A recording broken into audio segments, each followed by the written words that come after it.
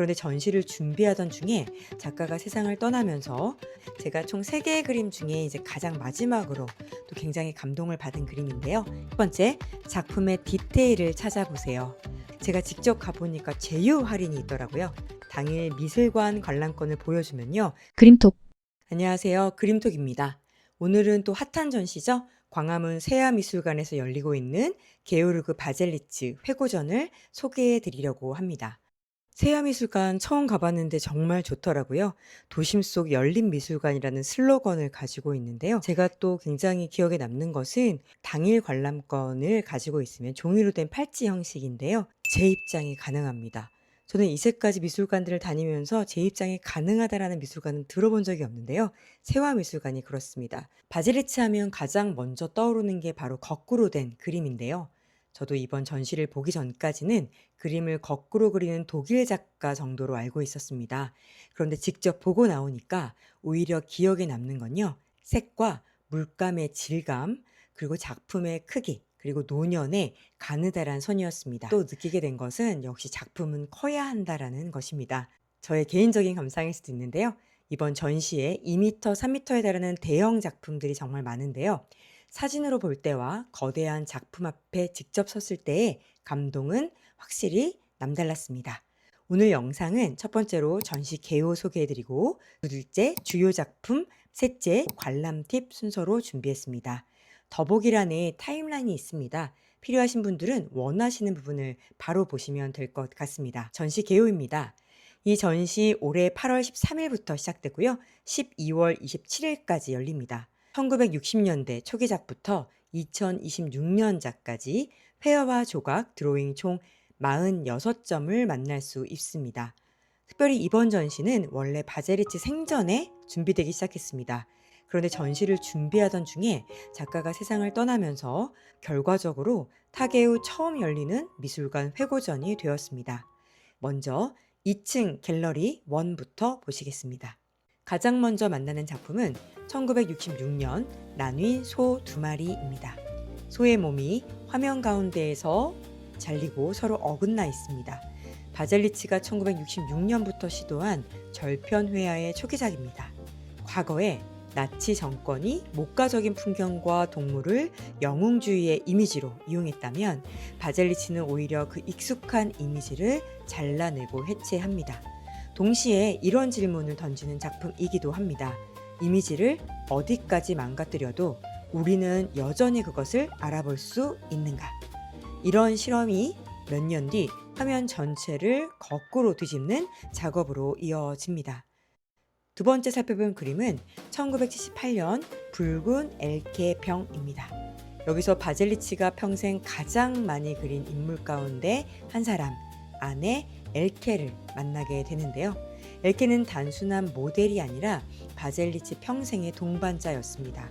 그래서 이번 전시를 따라가다 보면 젊은 시절의 엘케부터 병들고 늙어가는 엘케, 그리고 엘케와 함께 늙어가는 바젤리츠까지 볼 수 있습니다.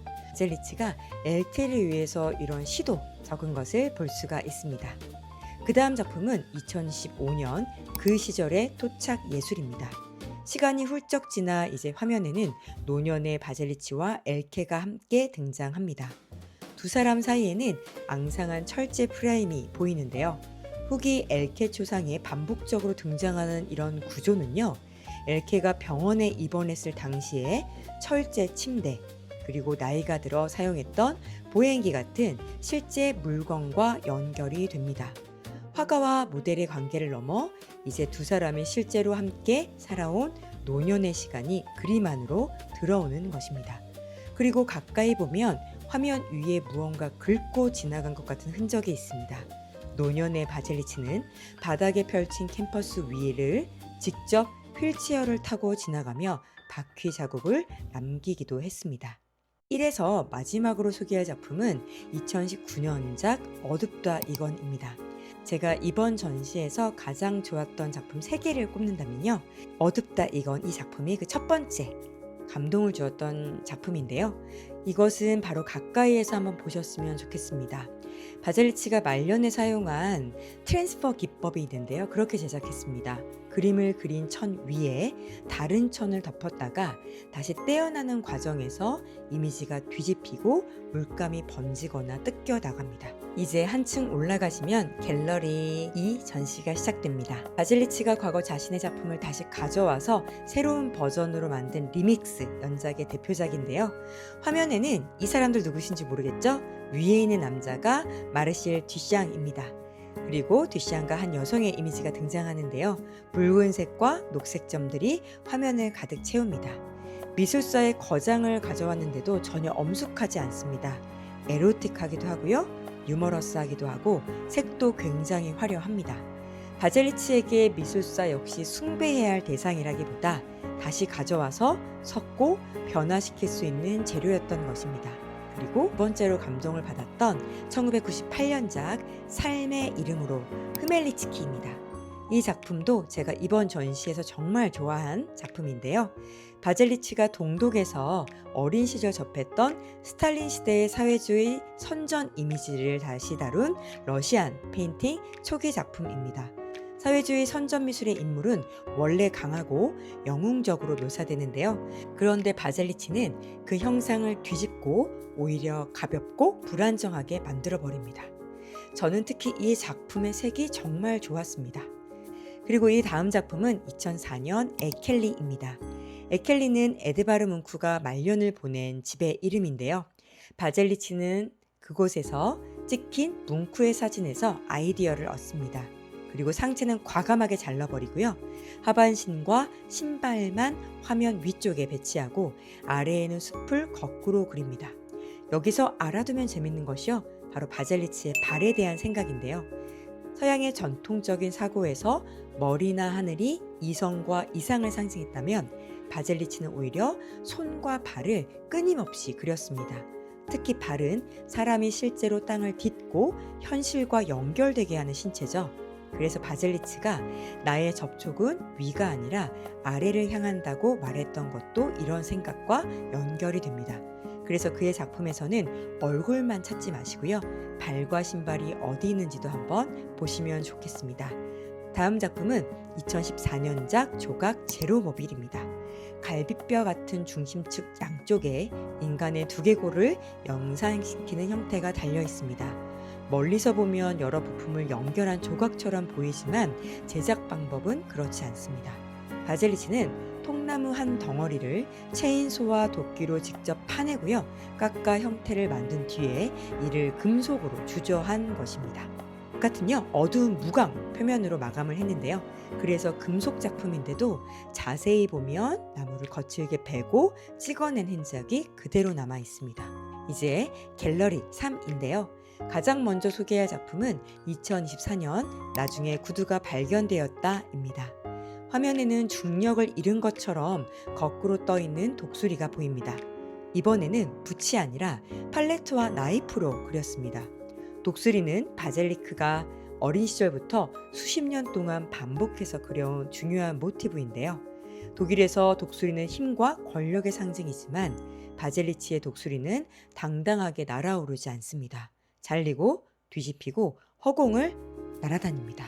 그리고 제목도 독특하죠. 나중에 구두가 발견되었다. 그런데 그림에는 구두 이야기가 직접 등장하지 않습니다. 바젤리치는 이렇게 이미지와 제목 사이에 일부러 틈을 만들어서 관람객이 하나의 정답을 찾기보다 여러 방향으로 작품을 바라보게 합니다. 제가 총 3개의 그림 중에 이제 가장 마지막으로 또 굉장히 감동을 받은 그림인데요. 2026년 그보다 더입니다. 바젤리치가 생애 마지막까지 몰두했던 골드 페인팅 연작인데요. 거대한 화면 전체가 찬란한 금빛인데 그 위에 인간은 정반대입니다. 몸이 거의 부서질 것처럼 아주 가느다란 선으로 남아있는데요. 젊은 시절 바젤리치가 그렸던 사람들은 두껍고 거칠고 강했습니다. 그런데 마지막에는 몸이 거의 선만 남습니다. 실제로 보면 정말 노년의 몸이라는 것을 알 수가 있는데요. 피할 수 없는 죽음과 인간의 취약함을 가느다란 선과 찬란한 금빛의 대비로 보여줬습니다. 저는 이 부분이 정말 좋았습니다. 가장 화려한 배경인데요. 그 안에 인간은 가장 연약합니다. 그리고 그 다음은 2022년 빌럼의 다리입니다. 제목의 빌럼은 미국 추상주의 표현주의의 거장 빌럼 데쿠딩을 가리킵니다. 바젤리치가 존경했던 선배 화가에게 보내는 오마주인데요. 흥미로운 건 인물 전체가 아니라 달이라는 신체의 일부분만 독립적으로 떼어서 작품의 주인공을 만들었다는 점입니다. 그리고 마지막은 2019년 키르히너의 손입니다. 이번에는 독일 표현주의를 대표하는 화가 에른스트 르르비히 키르히너에게 보내는 작품입니다. 손 역시 바젤리크가 평생 반복해온 중요한 신체 모티프인데요. 전시 초반에는 몸을 잘라내고 뒤집었다면 마지막에는 이렇게 손 하나, 다리 하나만으로 독립된 작품을 만들어냅니다. 그리고 가장 마지막 나가시면 약 22분 정도 되는 바젤리크의 인터뷰 영상이 있습니다. 좀 긴 영상이기 때문에 좀 긴 호흡을 가지고 보시면 좋은데요. 마지막으로 관람팁 말씀드리겠습니다. 첫 번째, 작품의 디테일을 찾아보세요. 그리고 후기 작품에 남아있는 휠체어 바퀴 자국, 또 팔레트와 나이프로 막 밀어낸 물감의 결처럼 작가가 실제로 작업한 흔적을 찾아보시기 바랍니다. 그리고 이번 전시 포스터에 등장하는 검은 조각 1965는 전시장 안이 아니라 건물 밖에 있습니다. 높이가 3.4m나 되는 작품인데요. 저는 이걸 모르고 들어가서 포스터에 있는 작품은 도대체 어디 있는 거지라고 찾았습니다. 그래서 미술관에 들어가시기 전에 야외에 1965도 꼭 보고 가셨으면 좋겠고요. 바로 옆에는 광화문의 대표적인 공공미술 작품입니다. 조나단 보로프스키의 해머링 맨도 있습니다. 두 번째, 무료 도슨트와 오디오 가이드를 활용하세요. 오디오 가이드는 무료입니다. 세아미술관 너무 좋더라고요. 네, 오디오 가이드 잘 되어 있고요. 가수 빈지노의 목소리를 들으실 수가 있는데 QR코드로 휴대폰에서 바로 듣는 방식이라서 이어폰을 챙겨가시면 좋을 것 같습니다. 정규 도슨트도 있습니다. 화요일부터 금요일까지 오후 2시와 4시에 진행되고요. 회당 선착순 20명이라서 시작 1시간 전부터 현장에서 신청하시면 됩니다. 세 번째, 혹시 광화문에서 일하시는 분들 계신가요? 광화문 직장인분들은 점심시간 할인을 이용하실 수 있습니다. 관람료가 15,000원인데요. 평일 오전 11시부터 오후 2시 사이에 사원증이나 명함을 제시하면 50% 할인된 7,500원에 관람할 수 있다고 합니다. 네 번째, 전시만 보고 바로 나가지 마시고요. 흥국생명 빌딩 로비와 또 2층에 꽤 유명한 작품들이 있습니다. 세아미술관에 가봤을 때 제가 갔던 그 어떤 빌딩 중에서도 가장 예술적인 로비이지 않았나 싶습니다. 다섯 번째, 식사나 카페까지 좀 같이 이용하실 수 있을 것 같은데요. 흥국생명 빌딩 지하 1층과 지하 2층에 식당가가 있어요. 저는 이 전시를 보고 이대원 전시를 보러 가였었기 때문에 밥을 먹고 조금 차를 마셨는데 지하 1층에 옥사나 카페가 있습니다. 꽃도 판매하는 곳인데 제가 직접 가보니까 제휴 할인이 있더라고요. 당일 미술관 관람권을 보여주면요, 카페 이용 금액의 10% 할인을 받으실 수가 있고, 또 옥사나에서 구매한 당일 영수증이 있다면 미술관에 보여주시면 무려 전시 입장료를 3,000원 할인을 해주시더라고요. 마지막 여섯 번째 관람 팁은요, 여기까지 광화문까지 오셨다면 전시 하나만 보고 가면 조금 아쉬울 것 같습니다. 특별히 연차를 내셨다고 하면요, 세아미술관 약 1km에서 1.5km 안팎에 좋은 전시가 열립니다. 국립현대미술관 덕수궁에서 이대원 전시가 열리고요. 서울시립미술관 서수문 본관에서 유영국 전시가 열리고 있습니다. 시간과 체력이 된다면 바젤리치 전에 이대원 유영국 전시 보시면요, 한 달 정도 전시를 안 보셔도 될 정도의 좀 풍성함이 있지 않을까 생각이 듭니다. 단 체력을 꼭 챙기셨으면 좋겠습니다. 8월 말에서 9월 초에 정말 좋은 전시들이 많이 열리게 됩니다. 그래서 시간 내셔서 꼭 좋은 전시들 관람하셨으면 좋겠고요. 저는 이 다음에 서도 개인전으로 찾아뵙겠습니다. 우리 다음 전시에서 만나요. 더 많은 전시 이야기 그림톡